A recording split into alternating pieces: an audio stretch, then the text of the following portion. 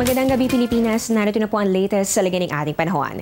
Bago magtanghali ngayong araw, tuloy na po nakalabas ng ating PAR ang LPA o low pressure area na ating binantayan. Huli po itong namataan ng Pag-asa sa line 410 kilometers west-northwest ng Lawag City. So ang LPA na ito po ay yung dating bagyong Chedeng na umiral dito sa loob ng ating PAR at nakaapekto dito sa ating mga kababayan, partikular na sa northern, central at ganoon din sa ilang bahagi ng southern Luzon. Ngunit kalalabas pa lamang ng isang sama ng panahon, isang panibagong bagyo naman po ang namataan ng Pag-asa po ito ng Philippine Area of Responsibility.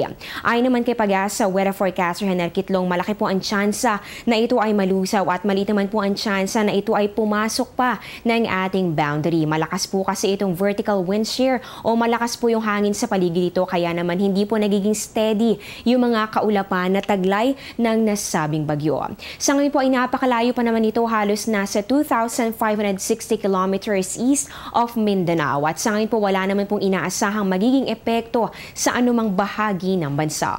Sa mga susunod na oras, magandang panahon po ang mararanasan sa malaking bahagi ng Pilipinas. Makakaranas po tayo ng partly cloudy to cloudy skies at meron lamang po chances sa mga pulupulong pag-ulan o pagkidlat pagkulog. Asahan rin po natin ang mainit o malinsangang panahon dahil po yan sa easterlies na siyang dominant weather system ngayon sa loob po ng area of responsibility. Ito po nga easterlies na ito ay hangin mula po sa silangan o sa dagat Pasipiko na siyang responsable naman sa pagtaas ng ating temperatura dito sa ating bansa. Sa katunayan po, alauna ng hapon kanina naitala po ng Pag-asa ang pinakamataas sa temperatura sa Metro Manila na umabot ng 34.6 degrees. Ayon kay Pag-asa Weather Forecaster Hener Kitlong, so far, ito na po ang highest temperature na naitala natin dito yan sa Metro Manila ngayong taong 2015. Sa puntong ito, alamin na po natin kung magiging maganda kaya ang lagay ng ating panahon sa mga susunod na mga araw. I-check po natin ang nilalaman ng 3-day weather forecast ng Pag-asa. Unahin po natin dito sa Baguio City, makakaranas po kayo ng magandang panahon at meron po kayong 15 to 25 degrees Celsius simula po yan bukas hanggang sa Huwebes. Dito naman sa atin sa Metro Manila, halos wala pong tsansa ng mga pag-ulan o pagkidlat pagkulog at meron po tayong 24 to 34 degrees Celsius simula Martes at magpapatuloy po yan hanggang sa Huwebes.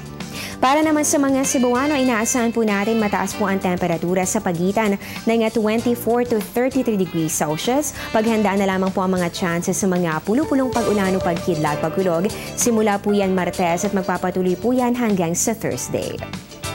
Dito naman sa Metro Davao, inaasahan po natin ng 24 to 35 degrees Celsius na agwat ng temperatura. Magpapakita po si haring araw, pero meron pa rin po chances ng isolated rain showers or thunderstorms. Simula po yan Tuesday at magpapatuloy po yan hanggang sa Thursday.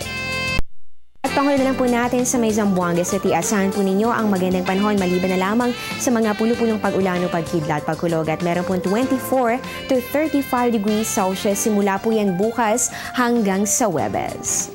At ngayon po alamin na po natin anong oras kaya sisikat si haring araw. Sa ating sunrise bukas, yan po ay 5:48 ng umaga at ang sunset po natin ay 6:09 ng gabi. At yan po ang latest mula po dito sa Pag-asa. Abangan niyo po ang susunod kong update. Mamaya po yan sa News Live dito pa rin sa Telebisyon ng Bayan. Ako po ang inyong weather lover, Mona Rosa, na nagsasabing ang taong handa at may nahon, kayang lagpasan ang hangin. Magandang gabi po sa inyong lahat.